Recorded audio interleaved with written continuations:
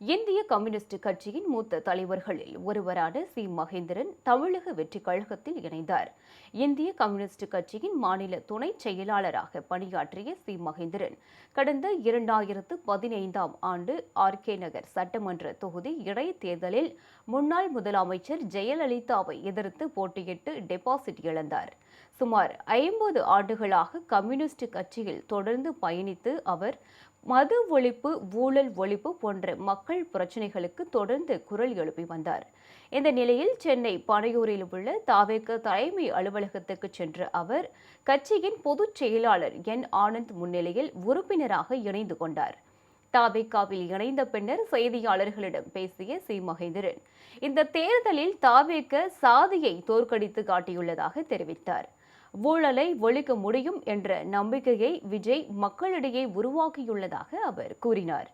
அந்த நம்பிக்கையின் அடிப்படையில்தான் தான் தவேகாவில் இணைந்துள்ளதாக குறிப்பிட்டார். சிவப்பு துண்டோடு தவேகாவில் தொடர்ந்து செயல்பட விரும்புவதாக கூறினார்.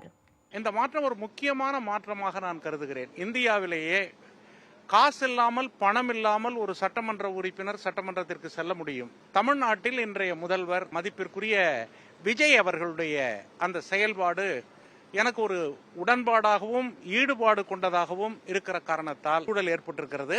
என்னுடைய வாழ்நாளை இதற்காக நான் அர்ப்பணிப்பது என்று முடிவு செய்திருக்கிறேன்.